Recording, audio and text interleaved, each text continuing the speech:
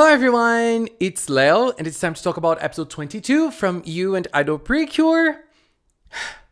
I feel like we can breathe again. Since the end of episode 16, I was suffering way too much. I was too invested with the memory loss plot, with the heart key ready lock, with Kiss and Zukyun and everything that happened. I was having a hard time, and now we're back. And this episode was very good. I had a blast.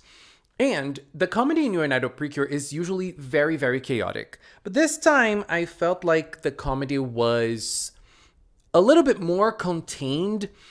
And I feel like they used the same type of comedy that they used in episode 9, which I loved. It's one of my favorite episodes of the season still, which is the absurdity type of comedy. Like, certain things are so absurd that you laugh at them. Like, for example, Nana's favorite food or Meteron's cooking turning out very good. Like, it's so out there, it's so absurd that you laugh. I love it. So I feel like this is an episode that is starting to make the group feel like a team. We have the introduction being updated, we have the opening being updated, we have a new ending. And now it feels like we're starting a new era in which Meteron is gonna have to be included. So far, since Meteron's debut, we had very little interaction between Meteron and the other characters, especially Nana and Kokoro. She interacted with Uta because she had to. But now she is interacting with both of them a lot, and I feel like there is a point of connection between her and Nana after this episode. There's a point of connection between her and Kokoro after this episode as well. So we start the episode with the girls at Cafe Glitter. Puriren is eating her donuts. She's very happy there. And the girls are just chatting, and then Meteron arrives. And Meteron is not angry. She is like surprised to see Puriren there. Puriren should be with her because Puriren should be with Meteron at all times. And Meteron, she sometimes is too relatable. And Puriren, it's funny because Puriren does not acknowledge anything. She just wants to have a good time. She just wants to have fun. She just wants to eat delicious things, and she just wants to be with everybody. And so Meteron is angry because Puriren is there with the girls, but then we have Tanaka arriving and telling them that there is a new event that is happening at Pretty Holic, and they need the girls. And this is Idol PreCure versus Zukyun Kiss. They're all very excited about it, and they all want to participate in this new event. So they go to the Pretty store, to the Pretty Holic store. And we meet Koharu again. She's a very cute character. I'm happy to see her again. And it's very nice. The narrative remembers that Kokoro was not there when Koharu was introduced. And now Kokoro introduces herself. We also have the introduction of Meteron, who is also new. And then they start checking out the ideas that they have for the promo, which is a battle between Idol PreCure and Zukyun Kiss. And so we have the Pretty Holic items for the two groups. And the items are also representative of their characteristics. The Idol PreCure are sweet and cute, while Zukyun Kiss are more fierce and mature. And so they're different items, the different colors, they represent different things. It's very nice. And it's also nice that we have lots of people sharing their opinions on them. Some people prefer the Idol PreCure, some people prefer Zukyun Kiss. It's nice to see the battle of the fans, and it's nice to see Kokoro scouting to see everyone's opinions. And we see the girls interacting too. I loved that scene. Uta and Nana were just chilling there, and then the other fans start asking them questions and they don't know how to answer. Kokoro is a professional at that, and so she takes them away before they say too much, and they leave. And when they get back to Cafe Glitter, we have a little bit more conversation. That is the point we have something in common between Kokoro and Meteron, because they start talking, and Kokoro starts saying that Zukyun Kiss are really popular. They are telling that to Meteron and Puriren, and Meteron gets very excited. She's like, okay, obviously, because, well, it's my Netama, it's Zukyun, it's her, like, people love her. And then Kokoro takes that personally because Kokoro is a huge wota for the Idol PreCure, especially Cure Idol and Cure Wink. So that is the point of connection between Kokoro and Meteron. Meteron is a big fan of Cure Zukyun. Kokoro is a big fan of Cure Idol and Cure Wink. And so they start talking about their points of the characters that they love so much. And it's so nice to see someone snapping back at Meteron, because Meteron is saying all of the things that she loves about Zukyun. We know that Meteron's passion is different. But since we're talking about idols, Kokoro is not going to let that slide because she has her favorite idols as well. I loved that scene. We have Meteron headbutting Kokoro, but Kokoro did not hold back. It's not like Uta, who does not snap back at Meteron whenever she gets attacked by Meteron. Kokoro does not stand back, and I love that. That was an incredible scene. Oh my god, how I love this season. It's so much soul. It's so much passion. Girl, it's amazing. And during the whole thing, Purirun is just chilling. And so we see that Purirun is rooting for the Idol PreCures because Purirun is also a fan of the Idol PreCures. And Meteron is crazy about that. Meteron's like, you should be rooting for Zukyun Kiss. You are Cure Zukyun. But Purirun, but it's funny because sometimes I feel like Purirun does not feel like a character. She feels more of an embodiment of chaos more than a regular character because she has nothing in her mind. She has no brains at all. Girl, that's sometimes no brains at all. But when things matter, she does change, and I like that. And so Meteron sees Purirun eating, and she's like, okay, I did not capture her heart with Zukyun Kiss, but I can capture her heart with food. And so she decides to create a competition between Zukyun Kiss and Idol PreCure, or Meteron versus Idol PreCure. Who will capture Purirun's heart? We will cook for Purirun, and that will make us battle against Purirun. That's another part of our rivalry. Who is capturing Purirun's heart? So they get this idea, they accept this idea, and they start acting on how things are going to be for their competition. And since we're talking about competition, not really about competition, but we're talking about idols now in another episode of Idol Corner. In today's Idol Corner, we're going to talk about Idol College. Formed in 2009 under the name BLT Idol College, changing to Idol College in March 2010, it's currently a group with 14 members. This group features a large number of members in its formation, and their music videos are usually long, and it brings lots of different dancing and acting. The formation of the group is comprised of regular members, trainees, and candidates. Candidates can get promoted to trainees, and trainees can be promoted to regular members if they succeed in the group. As the name suggests, the group really embodies the idol aesthetic in their costumes, dances, and music videos. Their music is very diverse. Idol College song recommendations are Fantastic Funfair,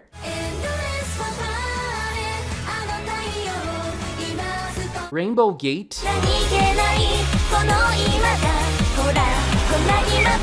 Number 1 Shugi, my personal favorite, Akatsuki.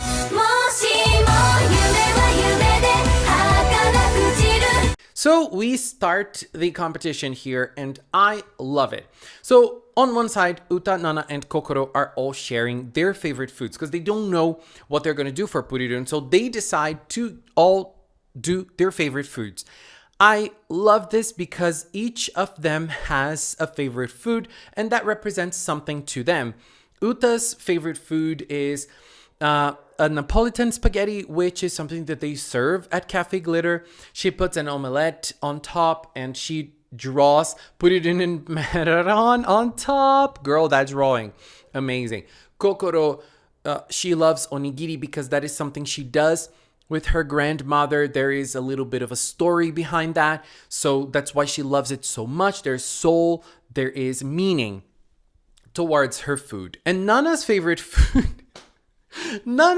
food is a banana. And she just gets a banana and puts in the table, like, Bam, that's my favorite food. Girl, and why is it a banana? Because nana. That was too smart for me. I'm sorry. I can't. I can't deal with Nana. I love her. She's the best.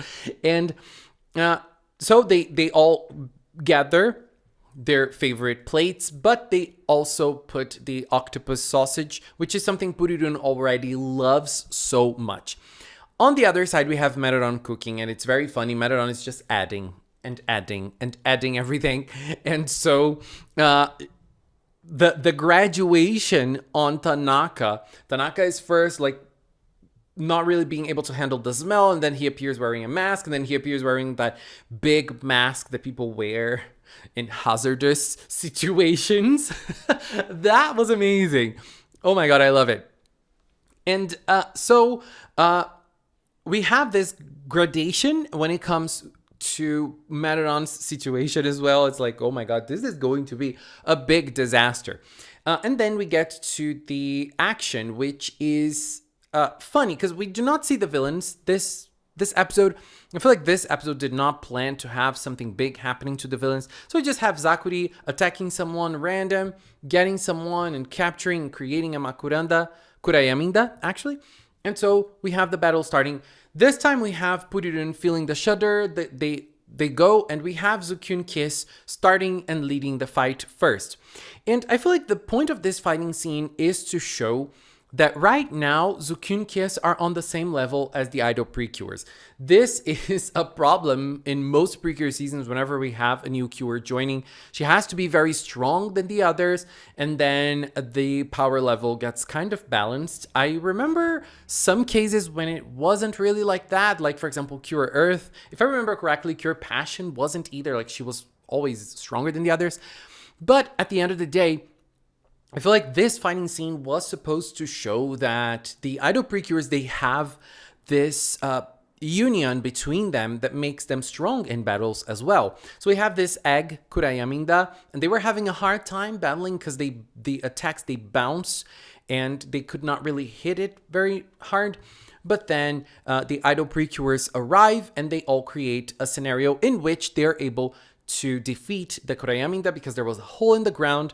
And with the powers of the idol PreCures, we are able to see them taking the Kurayaminda to the hole. And look, they all have their minor attacks, but I think what's nice about the minor attacks in this season is that we see them using the minor attacks, but that's not everything. Like, after the minor attacks, we get a little bit of action after the stock footage ends, with them hitting. Like we always see Nana or Cure Wink holding her shield. We always see Cure Wink holding her shield. We always see Cure Kyun's beam hitting. We always see Cure Idol punching. That is very nice, I think. But the new idols, Zukyun Kiss, are the ones to actually defeat the monster. But still, I feel like if it wasn't for the idol PreCures, they would have had a harder time in battle. It's nice they did a little bit more battling this time around. And it's sad because the fighting scene in this episode did not look as good as the rest, because the episode looked very good. But the fighting scene did not look very, very nice. There was even one frame that we could see a marking on top. So that was probably done in a rush. Probably production problems. We don't really know why, but something happened. And then we see the final battle, the showdown between Meteran and the girls. First, we have Meteran's plate, and girl, that made me so hungry. That made me remember Delicious Party PreCure that always made me hungry week after week, and it was glorious. The girls were eating, Purirun was eating, everything was delicious, and we have the point of connection between Nana and Meteran right there. Because we see Nana getting all crazy and all poetic after eating. Girl, I love that scene. It was everything. She was all poetic while eating. It was everything. And then we get the other side of the idol PreCures, which had a simpler plate. But then we see the octopus sausage. Purirun ate one and gave Meteran another. I forgot to say one thing. I love how Meteoron is animated. I really wanted civilian forms for Puririn and Meteoron, but I just love how they animate Meteoron. I just love her expressions. So I'm always like, okay, you know what? I don't really care now because Meteoron is so cute. Puririn is so cute too, but Meteoron especially to me, she's so cute. And Meteoron also loved the octopus sausage. She was trying to hold back, but she couldn't. She was also very poetic about it. So another point of this is the point of connection between Nana and Meteoron. They can understand the poetic language that the others are not really able to grasp. And so at the end of the competition, Puririn decides that everyone wins because all was delicious. And Meteoron was very sad because Meteoron wanted to capture Puririn's hearts. Meteoron, as I said earlier, is too relatable sometimes because she could have been happy about Puririn because Puririn chose her food as well. But that is not enough for what she wants. The type of attention she wants is not exactly what she got. She wanted to be the number one in her heart, but she is not, and she has to divide the attention between everybody. And so that is a hard thing. That is a very hard thing, especially when you have feelings like Meteoron has. And Puririn is the worst type of person for you to fall for. The worst type, because that they will never notice what type of attention you need. They will never. So if you are falling in love with someone kind of like Puririn, you're going to suffer. And as I said, it's kind of personal. I know how that feels. And that is why I'm really liking, that is one of the reasons why I'm loving Meteoron. And so at the end of the episode, we get the moment in which the girls are going to do the promo for Pretty Holic. They're all transformed, and we see Kiss very sad. Kiss is still sad because of what happened in the cooking competition. But while they are going to record, Zukyun takes a step back and calls Kiss. That scene was very pretty for a couple of reasons.